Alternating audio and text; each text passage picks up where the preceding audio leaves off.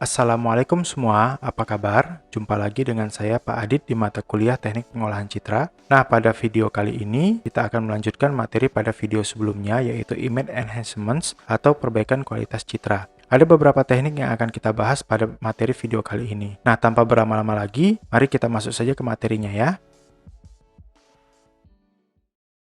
Nah, sekarang kita sudah berada di materinya. Kita akan melanjutkan pertemuan ini dengan materi Image Enhancement bagian kedua, di mana yang akan kita bahas pertama kali adalah operasi thresholding. Nah, thresholding merupakan salah satu metode segmentasi citra di mana prosesnya didasarkan pada perbedaan derajat keabuan citra. Jadi di sini kita menggunakan citra grayscale untuk menghitung berapa derajat keabuannya. Nah, dalam proses ini dibutuhkan suatu nilai ambang batas atau nilai threshold untuk proses perhitungannya. Di mana metode thresholding itu terbagi atas dua. Yang pertama adalah thresholding global dan yang kedua itu adalah thresholding adaptif. Thresholding global ini merupakan teknik thresholding yang dilakukan dengan mempartisi histogram dengan menggunakan sebuah nilai threshold global T yang berlaku untuk seluruh bagian pada citra. Jadi di sini nilai thresholdnya atau nilai ambangnya tadi itu dia sama untuk setiap pixel atau nilai intensitas citranya. Sedangkan di thresholding adaptif, itu thresholding dilakukan dengan membagi citra menjadi beberapa subcitra. Selanjutnya proses thresholdingnya menggunakan nilai yang berbeda-beda berdasarkan pembagian beberapa subcitra tadi. Jadi setiap subcitra itu akan dihitung berapa nilai ambangnya atau nilai thresholdnya, kemudian akan dibagi-bagi berdasarkan intensitas citra di masing-masing subcitranya. Itu untuk thresholding adaptif. Nah, selanjutnya kita akan bahas tentang single thresholding. Nah, operasi ini memiliki sebuah nilai ambang batas atau threshold, sama seperti yang thresholding tadi yang pertama. Nah, grayscale transformation function yang digunakan sebagai berikut. Jadi dia menggunakan nilai ambangnya itu berdasarkan grayscale transformation function atau fungsi GST yang digunakan sebagai berikut. Di sini ada dua buah. Jadi dia akan bernilai 0 jika nilai ambangnya itu lebih kecil atau nilai pixelnya itu lebih kecil dari nilai ambangnya, dan bernilai 1 jika intensitas warna di pixelnya itu lebih besar dari ambang. Begitu juga sebaliknya, bisa aja dia bernilai 0 jika intensitas warna pada satu buah pixel itu lebih besar dari nilai ambangnya atau nilai thresholdnya, dan dia akan bernilai 1 jika dia intensitas pixelnya lebih kecil dari nilai ambangnya. Nah, contohnya kira-kira seperti ini. Jadi sebuah citra hasil percobaan dari citra grayscale 256 yang akan dipetakan menjadi citra biner menggunakan fungsi transformasi berikut, di mana dia akan bernilai 0 jika pixelnya, intensitas warna pada pixelnya itu di bawah 128, dan dia akan bernilai 255 jika nilai pixelnya itu di atas 128. Hasilnya, pixel-pixel yang nilai intensitasnya di bawah 128 diubah menjadi hitam, yaitu nilai intensitas 0, sedangkan pixel-pixel dengan intensitas di atas 128 diubah menjadi putih, yaitu nilai intensitas 255. Nah, sebenarnya single thresholding ini sama seperti kita menggunakan citra biner. Ya, contohnya citra biner itu seperti ini. Citra biner adalah citra yang memiliki hanya dua buah nilai grayscale, yaitu 0 dan 1. Jadi yang putih itu bernilai 0, 1 itu bernilai hitam. Atau bisa juga kebalikannya, yang 1 itu bernilai putih, 0 itu bernilai hitam. Ya, bisa boleh kebalikannya, nggak ada masalah. Hitam sama dengan 1, putih sama dengan 0, atau sebaliknya. Nah, mengapa diperlukan? Citra biner ini mengapa diperlukan?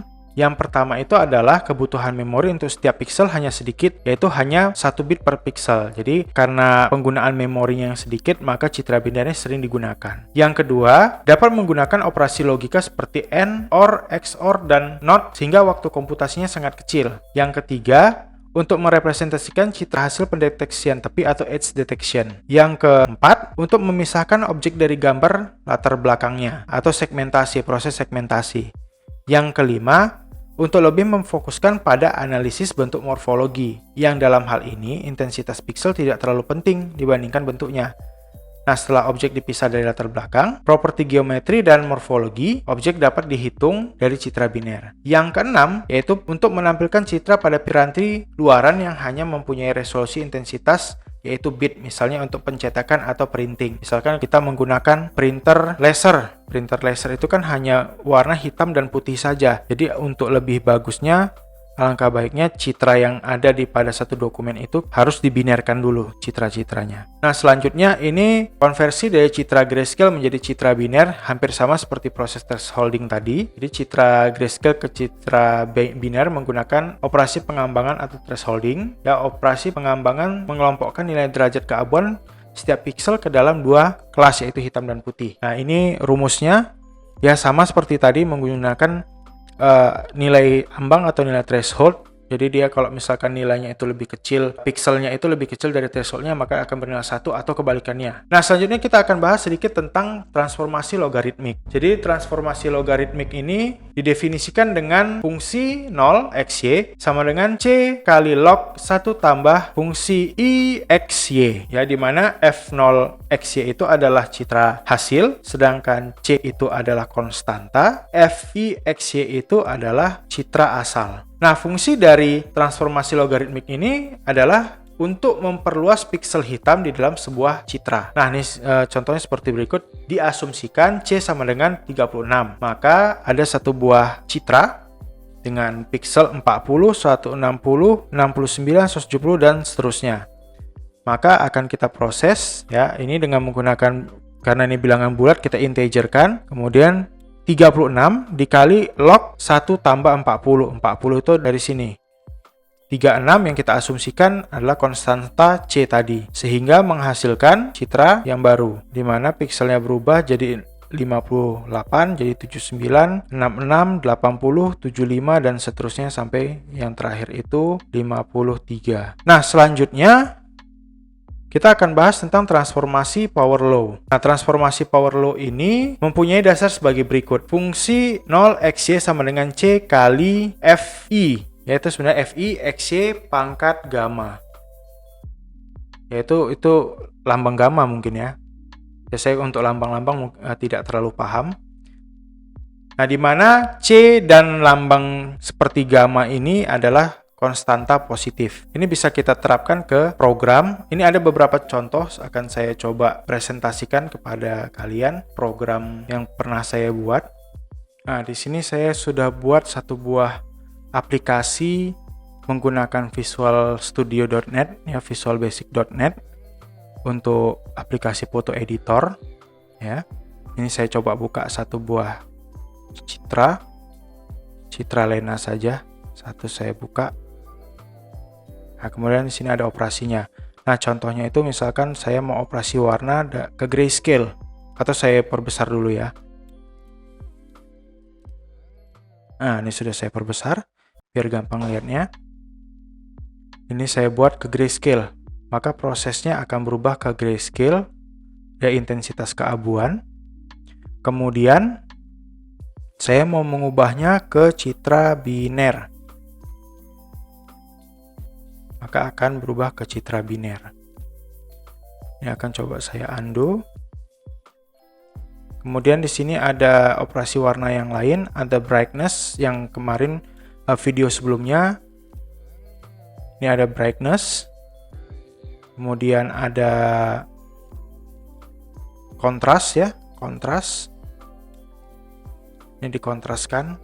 Hasilnya kurang bagus ya. Karena sudah saya cerahkan, saya brightness-kan lagi tadi. Kemudian di sini ada inverse. Dia akan dibalik. Oke, saya undo dulu. Nah, ini kan sudah cerah kan? Kira-kira hasil yang pertama sama kedua tadi kalau dibinarkan sama nggak? Nah, sedikit berbeda. Kalau yang tadi dia jauh lebih banyak yang hitamnya dibandingkan putih kalau yang saya lihat tadi. Oke, kemudian ini bisa nggak kita inverse? Bisa. Dia membalikkan citra inverse yang pada video sebelumnya. Nah, inilah beberapa teknik-teknik perbaikan kualitas citra yang saya buat menggunakan visualbasic.net. Jadi bisa kita buat kode programnya. Oke, sampai sini aja mungkin materi yang saya sampaikan. Kira-kira paham ya materinya? Nah, untuk tugasnya itu buatlah program, terserah mau menggunakan bahasa pemrograman apa, buat program untuk perbaikan citra dari video yang pertama dan video yang kedua. Yang pertama untuk citra grayscale, kemudian citra inverse, kemudian brightness, kontras, kemudian citra biner, kemudian transformasi logaritmik dan transformasi power law. Itu tugasnya. Jadi mungkin sampai sini aja dulu materi video kali ini.